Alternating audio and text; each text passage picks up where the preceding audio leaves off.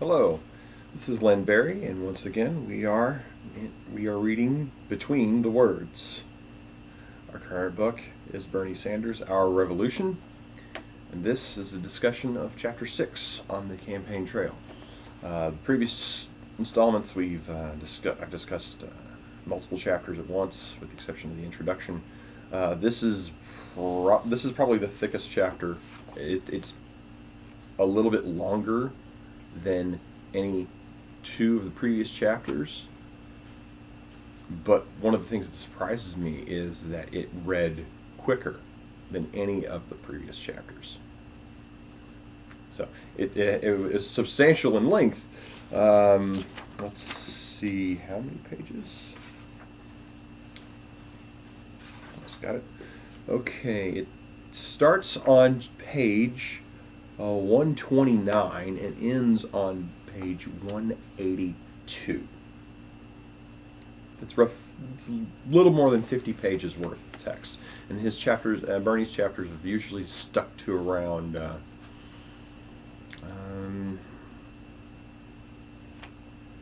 15 to 25 pages, depending upon the chapter. But it's a 15 to 25 range, so this is double that easily.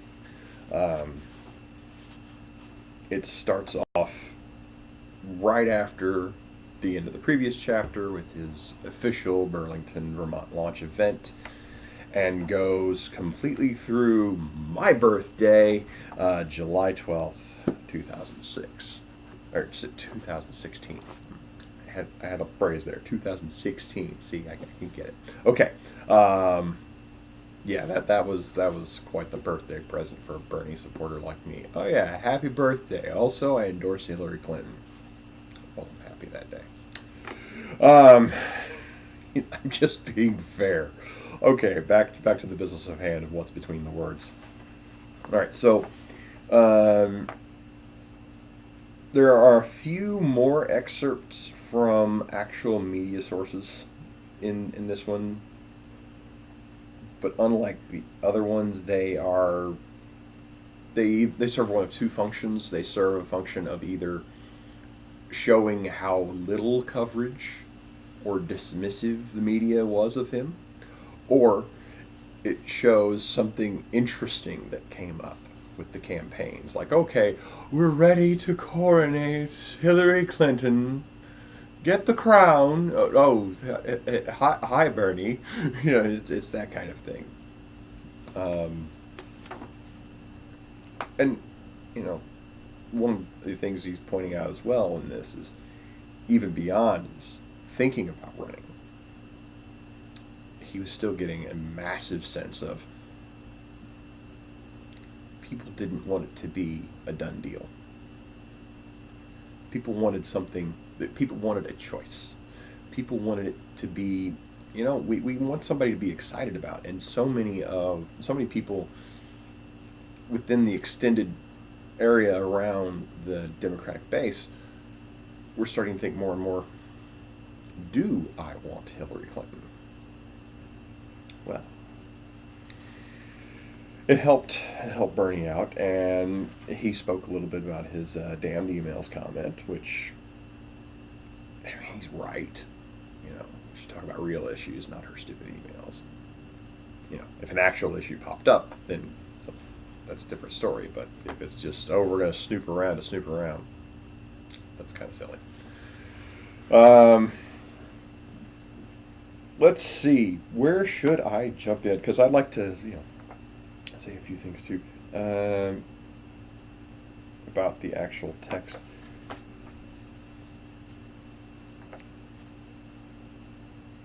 Part of it too is there is the continual momentum of he goes somewhere and there's a crowd.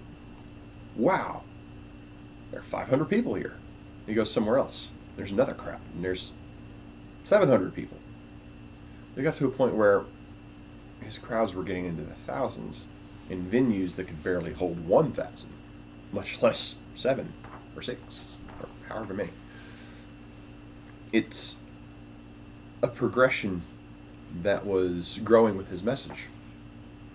And it was showing that he was truly influencing the younger generations who typically don't vote more than he was being able to reach the older generations who are more likely to vote. Uh, you know, when ABC is only going to give him 15 seconds of airtime, I think it was. I just flipped past it. Anyway, they gave him seconds of airtime total. It's like, oh, Bernie Sanders is also running for president, and you know, maybe a couple sentences more than that. I've already talked more in this video than they covered for pretty much the bulk of his campaign. You know, when ABC doesn't do that, when they treat it like, oh yeah, Hillary wins and Hillary wins and oh, there are these other scrubs running around with Hillary, then it's hard to convince voters outside of those younger blocks that yeah, you actually do have a choice in the primary. It became a very difficult notion. Uh, One of the other things too is the other networks were just as dismissive of Bernie's candidacy, and because they were dismissive of him, he just struggled to further his outreach. And a lot of what's in this chapter is his fighting, just fighting with momentum clearly being in his favor and coverage being skewed to show that he's not a non-entity. And he's even points out in careful terms, there's one state that in the Democratic primary had a non-viable candidate when it was down to him and Hillary. And that state was Vermont, and the non-viable candidate, they got zero delegates. That's the one. Zero delegates was Hillary Clinton. He was a viable candidate in every state. She wasn't.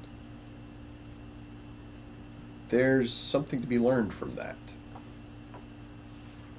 The other thing is the news media decided to include the superdelegate count immediately from day one. And Bernie Sanders does not point this out. This is just my math from having watched the coverage. But after the second week of them actually getting delegates, the second, I can't remember if it was after New Hampshire, but after they'd done about four states had voted, there was a point where Bernie was actually in the lead. This is not in the book. This is me. He was actually in the lead, but the need to always include the superdelegates suddenly made it look like he was drastically behind. And even when it's neck and neck, oh, well, she has this many more. Actually, she doesn't. None of those people had voted yet. And they were counting them when in previous elections, primary elections, they'd never counted them before. Well, why would you count something before it had been done?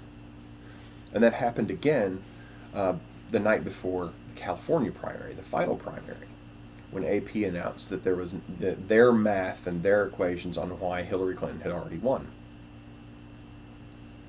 They did that before the biggest, most populous state in the entire country bothered to vote.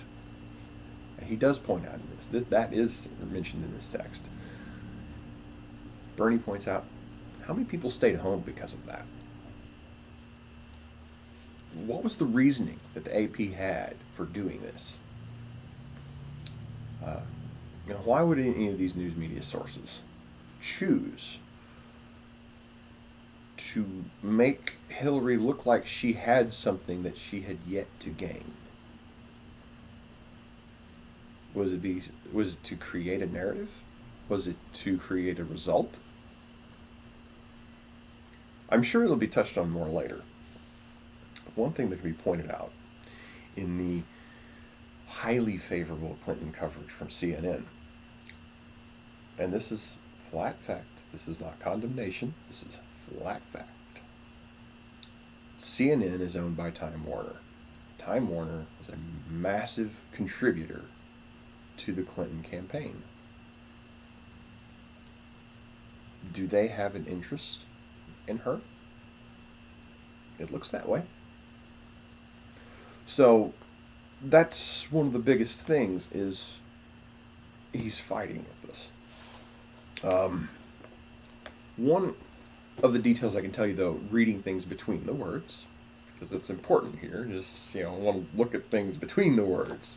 What's not being said, or what's being indirectly said, or what's being left out so that we will think about it as readers, is there is this sense of rage within Bernie Sanders. It's not something he's expressing directly, but it is a general frustration at how this is all playing out. It is not a sense of him feeling like he should have won. It's a sense of, why are these people doing these things differently? And when he briefly mentions, I believe it's the Arizona primary, I do want to find that. Problem with the thicker chapter is there's more to go through.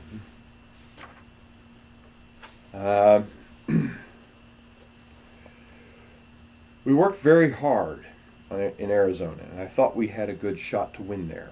We didn't, and I still don't know why.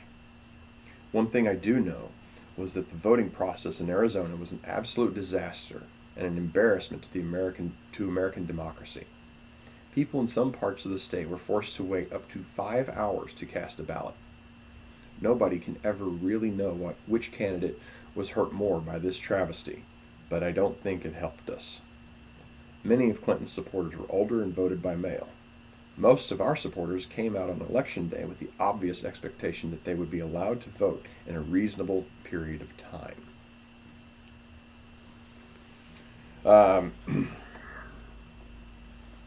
Yeah.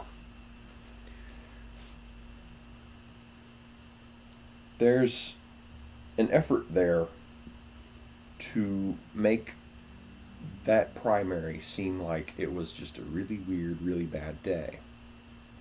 But one of those sentences, which I did just read, points it out the most when referencing shot to win. We didn't, and I still don't know why. Everywhere else in this book, thus far, he's had an answer, a suspicion, an idea, a projection, something to say. Here's why. Here's the reason. This time, he has no reason. He does not know why. So, after that, there is this sense of, I still don't know why, and it bothers me. It should bother us. There's plenty of footage out there to be found about how ridiculous the voting was that day. People who had switched from independent voters to Democratic voters in the months beforehand had been told they had to cast a provisional ballot. Some of the provisional ballots were being put aside and not counted. It was, well, Zoo is more organized, so I can't say that. It was a mess. It was an enormous mess. And it doesn't take any sort of doctorate degree or years of study to look at the situation and see that it was chaos. And there was no reason for it. So, Bernie keeps fighting, and he keeps traveling like the country. He keeps going to places where Democrats aren't supposed to go, which, as we've discussed before, is kind of a lunacy notion. He went to New York and did everything he could to remind everybody that, hey, this is the Brooklyn kid. He even has a couple pages where he goes that sets up that opening sequence in chapter one, where he's talking about his childhood in Brooklyn. He actually goes back to that point where he visits that apartment, that street. There's an interview with Scott Pelley going on. There's actually a picture in the book. Um, he he meets up with Rosario Dawson, Spike Lee. He does all these things to improve upon himself because he knows that he has some shortcomings. He knows that there are some communities that he has not reached well in the past, and he needs to. And two of those communities, at least in modern time, have been the African American community and the Latino community. He says, I don't do a good job of reaching them. I need to be better at that. How many politicians admit to themselves in a public forum, such as a book, I have a problem, and I have a problem in my message's outreach, and I need to fix it. I don't know enough about what's going on with these groups of people, and I need to do something about it. I need to learn. A man in his 70s, he's willing to learn. All too often in our lives, in the world, we get to a point where we don't want to learn anymore. Bernie is saying, I do want to learn, because I can't help if I can't learn. Again, between the words.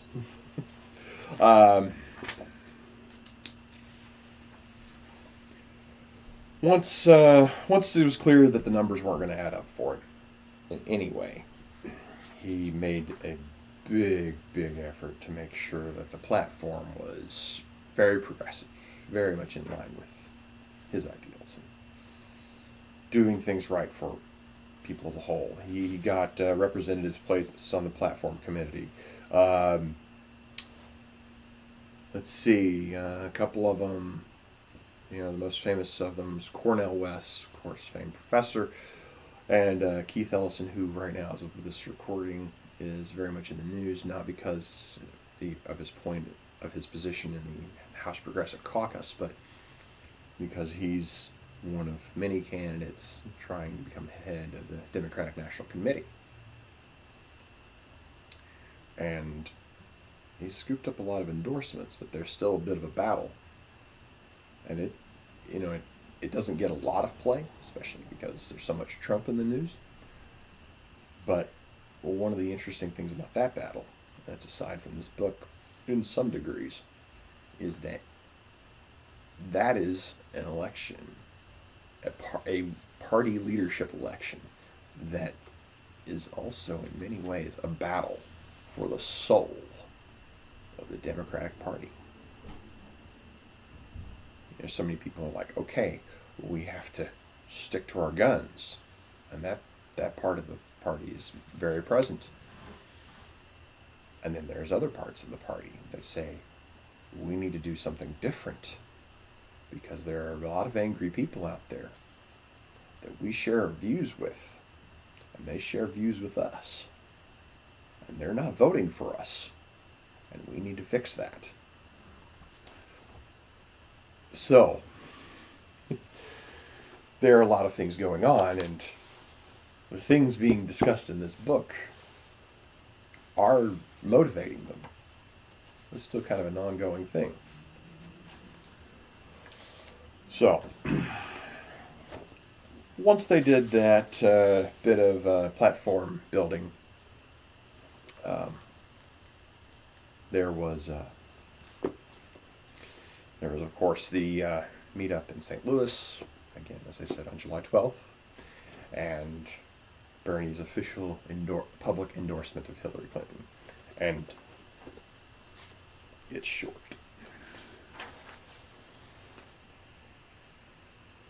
He finishes talking. This is everything that happens after discussing how the Democratic Party and the Clinton campaign are going to continue to pursue Bernie's ideas. This is 100% of the text remaining in the chapter after that point. On July 12th in Portsmouth, New Hampshire, I formally endorsed Hillary Clinton for president. Our campaign had come to an end. St. Louis was the platform meeting. But yeah, he just says it as cold and cut and dry as possible. And there are a lot of those sections in this chapter. A lot. So, thus ends part one of our revolution. But it's not me. Not me. Us. What we're going to do together. So next time, we're going to leave behind the notions of the history, the biography, current events story, and change over to a new realm of thinking in part two, an agenda for a new America, how we transform our country. And that comprises about that much of the book. You know, this part over here. Talk more about policy and idea and how to create change and how to make it more positive. So, I'll keep reading. I hope you keep reading too. Keep following along. Any questions or comments, feel free to drop them below. And of course, feel free to hit any of those links down there too. Follow me within the vastness of the internet. I'm going to try to keep these regularly, about once a week coming through. So far we've stuck to that. I hope to continue on that front. But until then, this is Len Berry, and we've been reading Between the Words.